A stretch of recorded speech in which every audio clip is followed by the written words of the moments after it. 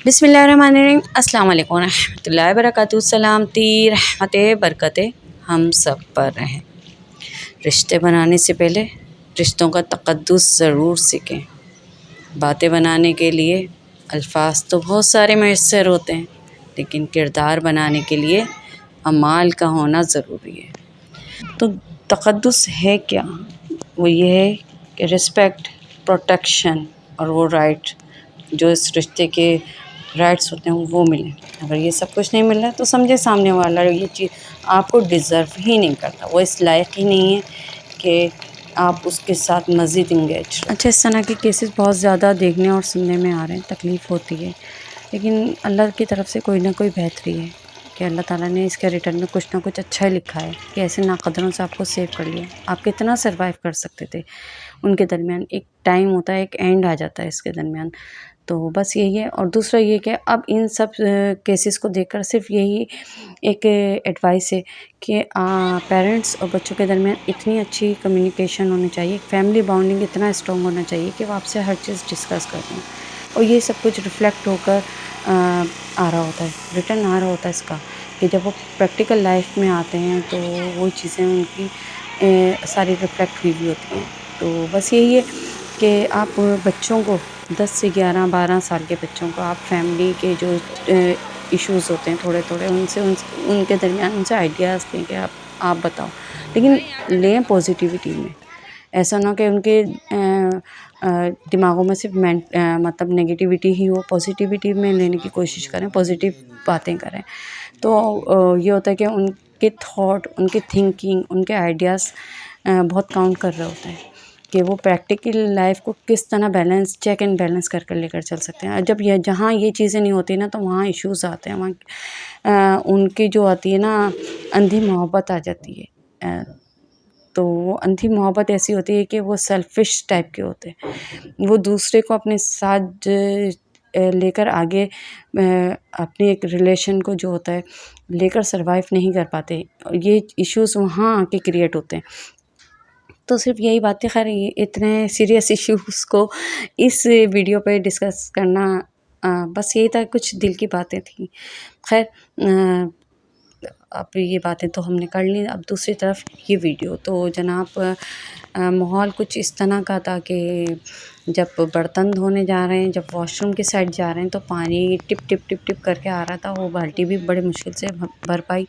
फिर ये सोचा जब आके इसको, क्योंकि हमारे यहाँ कोई टैंक का कोई सिस्टम नहीं है, सिर्फ ये एक टंकी है और वाहिद, तो इसी के हिसाब से अल्हम्दुलिल्लाह ये भी काफ़ी चल जाती है। अगर आपके एरिया में पानी आ रहा हो तो ये हमारे लिए काफ़ी है। लेकिन जब पानी ही नहीं आ रहा, पानी की शॉर्टेज ही इतनी है तो फिर बड़ा मुश्किल होता है। तो फिर अब इसमें बिल्कुल इतना ही एंड पानी था। और दूसरा ये था कि बोरिंग का जब पानी आता है ना तो इस तरह की उसके साथ रेत टाइप की भी आपके यहाँ आ जाती है।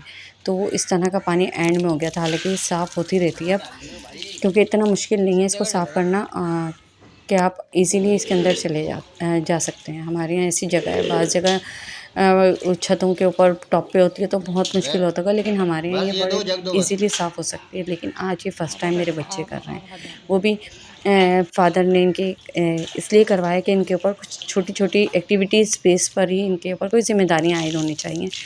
तो पानी के अंदर ना ये रेत टाइप की थी। दूसरा हम इसके अंदर गंदक डालते हैं सिर्फ़ ये वैसे यूज़ के लिए कि बर्तन धोने में, इन चीज़ों में हम यूज़ करते हैं। अब हैंड का है तो वो इस तरह ही हो जाता है पानी, बिल्कुल हैंड पे पैंदे पे अटका हुआ था। तो इसको साफ़ करना था, मिट्टी निकालनी थी, क्योंकि पानी बिल्कुल नहीं है। और ये था कि लगे हाथों ये सब काम कर लेंगे तो फिर नए सिरे से पानी भर जाएगा।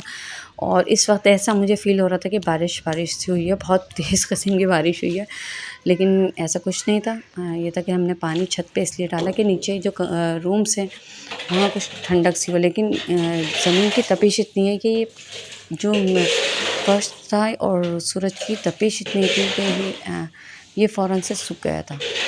बस ये था कि इसकी जो चिकनाहट थी वो रह गई थी। वो जब बारिश आएगी तो उस दौरान ही उसको साफ़ करेंगे, झाड़ू से बाकी खैर है साफ़ कर लेंगे। अब बच्चे देखें किस तरह से माशाल्लाह से मेहनत कर रहे हैं और हम इंजॉय कर रहे हैं। गर्मी बहुत बहुत शदीद किस्म की थी, मतलब धूप नहीं थी, धूप में तेज़ी नहीं थी, लेकिन हब्स था।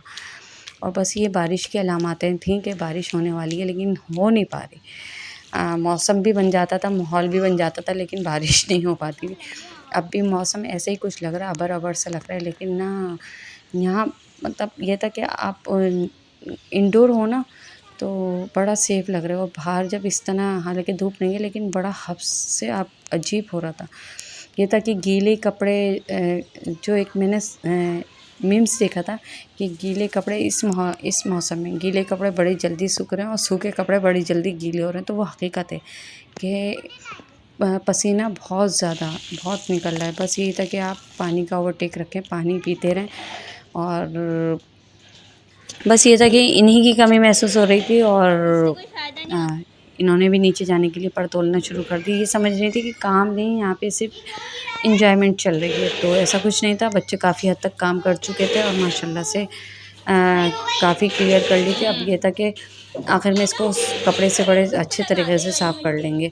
और सीमेंट ये था कि हमारी टॉप की जो मलबा बिछा हुआ है, उस पर मसाला बिछा है ना, वो भी झड़ने लगा है, तो वो एक बच्चों के लिए परेशानी कर रहा था। लेकिन ये था कि काफ़ी हद तक समेट लिया था। दोनों भाइयों ने अपने दरमियान ना काम को डिस्ट्रीब्यूट कर रखा था, तो ये होते हैं, ये चीज़ें बड़ा काउंट कर रही होती हैं आपके ऊपर से। इनको मतलब ये था गाइडलाइन मिल रही थी इनके बाबा की तरफ से कि इस तरह करना, इस तरह करना। खैर, और काफ़ी हद तक छत भी गीली हो चुकी थी, बारिश की फीलिंग आ रही थी। जब बारिश होती है तो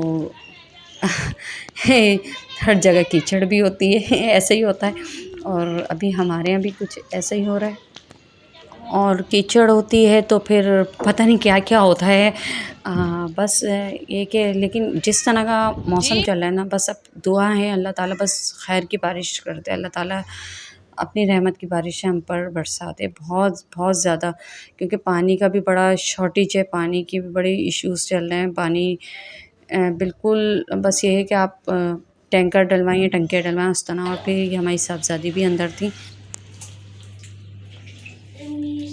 यार वो दो जो जग था वो दो अमर जग दे ये वाली मिट्टी जग से नहीं आएगी अम्मा वो दे जरा तुम साइड में हो जाना।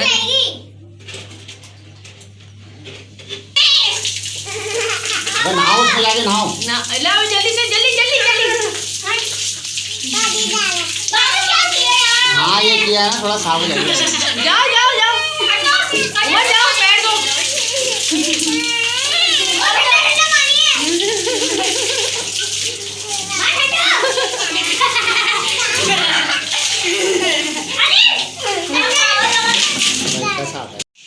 पानी इतना ही आया बेटा, ये लो बस इतना ही आता है। अच्छा, तो ये हमारे घर की बोरिंग का पानी था, तकरीबन एक बाल्टी या एक बॉटल के हिसाब से आ रहा होता है, बड़ी बॉटल जो होती है। तो बच्चों ने काफ़ी हद तक ये जो एक काम काफ़ी मायने रखता है, वो इन्होंने काफ़ी हद तक कर दिया था, और माशाल्लाह सब क्लियर हो गया था। और हस्बैंड साहब के इशारे बड़े काउंट कर रहे हैं, किसको इशारे कर रहे हैं, क्यों कर रहे हैं, तो ये देखें तो भाई ये इनको कर रहे थे, इन साहब को कर रहे थे। और ये था कि इनको रात से हम टाइम ले रहे थे, रात से टाइम लिया, सुबह इनको करा। इनके भी बड़े नखरे चल रहे हैं, बड़ी डिमांडें चल रही हैं इनकी, क्योंकि होता है कि वैल्यूज़ होती हैं, टाइम वक्त के हिसाब से बड़ी चीज़ों की वैल्यूज़ हो जाती हैं। गर्मियों में इनकी बड़ी वैल्यू, इनकी बड़ी डिमांड है, और सर्दियों में इनको कोई इतना पूछने वाला नहीं है। खैर, ये हालात के, वाक़यात के, और रब की तरफ से जो दस्तूर चल रहा है, वो सब कुछ काउंट करता है कि एक वक्त तक एक चीज़ को वैल्यूज़ मिलती हैं और उसकी डिमांड होती है, फिर उसके बाद सर्दियों में इनकी ज़रूरत भी ऐसी नहीं पड़ेगी। अब हमारा ये तरीक़ा होता है, हम इस तरह से लेते हैं कि हम ऊपर से डोरी के ज़रिए, डोरी नहीं, रस्सी के ज़रिए ये क्योंकि ये पाइप काफ़ी मोटा होता है, और इस पाइप को हम इस तरह खींच रहे थे। अगर टैंकर हो ना तो नीचे से डायरेक्ट टैंक पे डल जाए, उसमें ना तो आपको मोटर की ज़रूरत पड़े और ना ही किसी चीज़ की ज़रूरत पड़े, डायरेक्ट पाइप के थ्रू वो आपकी टैंक में। लेकिन हमारे टंकी का इशू है तो हमें ऊपर लेना पड़ता है। दूसरा, उनकी गाड़ी के अंदर मोटर लगी है, मोटर तो लगी है, लेकिन वो बिजली जो है वो हमारे घर से यूज़ की जाती है। तो हमारे एक बड़ा ये इशू है कि सुबह के टाइम लाइट जाती होती है, और दूसरा ये होता है हस्बैंड साहब की भी एक टाइमिंग होती है काम पे जाने की, तो वो इन सब चीज़ों को मैनेज कर रहे होते हैं। बड़े मुश्किल से फ़ोन कर आते हैं, इनको बुलाया। खैर, काम में जाने के भी लेट हो गए थे, लेकिन ये था कि ये वाला काम भी बड़ा काउंट करता है कि बच्चों के साथ आप ये बुनियादी ज़रूरतें ना हो तो बड़ा मुश्किल हो जाता है। तो ये भरवा के ही फिर वो घर से निकले। अच्छा, इतना तेज़ प्रेशर से माशाल्लाह से पानी आ रहा था, क्योंकि इसको भी पकड़ना पड़ रहा था 2 साइड से। एक तरफ से पाइप भी मोटा है, दूसरी साइड से प्रेशर से आ रहा था। इसकी पोजीशन जो थी ना वो सीधी थी, स्ट्रेट आ रहा था, यानी कि अगर मैं इसको हाथ से छोड़ दूँ तो पानी डायरेक्ट ना पड़ोस के घर में गिरा था। तो खैर वो एक टाइम पर आकर पूछने भी लगी थी कि आपके यहाँ से पानी क्यों आ रहा है। तो खैर जब उन्होंने सब कुछ देखा था वो खुद ही कोई बात नहीं, मेरे हाथ से अचानक से छूट के एकदम डायरेक्ट उनके घर चले गए। खैर ये सारे मामला चलें, आप लोग भी ज़रूर बताइएगा कि पानी के हालात आपकी तरफ कैसे चल रहे हैं और मुझे पता नहीं कितनी हद तक आपकी तरफ बारिशें हुई हैं। और हुई हैं तो अदर सिटी, क्योंकि कराची में तो कोई इतना ख़ास बारिश का हिसाब किताब नहीं बन पाया, लेकिन ये कि लाहौर वगैरह में हो रही है। तो बस दुआएं कीजिए हमारे लिए भी कि हमारी तरफ भी अल्लाह ताला रहमत की बारिशें कर दे, और ये जो एक पानी की जो शॉर्टेज है वो भी हमारी क्लियर हो जाए। कि चलें लाइंस में जो आती हैं गवर्नमेंट की जो लाइनें उसमें नहीं आ रहा, तो कम से कम हमारी बोरिंग में तो इतना पानी आ जाए, और जो लोगों के घरों में कुएँ उसमें पानी ऑलरेडी आ जाएगा। तो फिर हमें इन चीज़ों की इतनी नीड नहीं होती है, एक्स्ट्रा अखराजात आ जाते हैं। एक आपका जो चल रही होता है ना, एक बजट जो चल रहा होता है, आप उसके हिसाब से चल रहे होते हैं। तो अचानक से जब इस तरह की चीज़ें, क्योंकि हम अभी भरवाया था हम लोगों ने तकरीबन ईद से 4-5 दिन पहले, लेकिन अब की दफ़ा गर्मी भी काफ़ी हद तक थी। दूसरा ये था कि इस तरह का इवेंट था, इस तरह की त्यौहार आते हैं तो ज़रा थोड़ा बहुत ख़र्चा ज़्यादा ही हो जाता है, तो वही सब कुछ हुआ। दूसरा ये था कि पानी काफ़ी साफ़ है। दूसरा ये कि बोरिंग का पानी नहीं, मीठा पानी है। बस ये था कि हमारे यहाँ टंकी में पानी जो होता है वो बोरिंग का हम लोग डालते थे, तो इस वजह से थोड़ी सी ये कि रेट टाइप का हो जाती है। अदरवाइज़ कोई इतना इशू नहीं। लेकिन इन लोगों को मिलता कहाँ से है, ये एक बड़ा सवाल है कि इन लोगों को कहाँ से मिलता है। इन लोगों को मिल रहा है, हम लोगों को क्यों नहीं मिल रहा। और दूसरा बस सारा हर सिस्टम जो है ना करप्ट हो। अच्छा, दूसरी तरफ ये था कि सुबह फजर में तो अच्छी खासी बारिश हुई है, खुल के हुई है, लेकिन हब्स नहीं टूटा। और ये आज ही का तकरीबन 1-1:30 बजे का वीडियो रिकॉर्डिंग है। तो हल्की फुल्की बूंदाबांदी चल रही है, और ऐसे ही लग रहा है कि पूरा दिन इसी तरह चलेगी।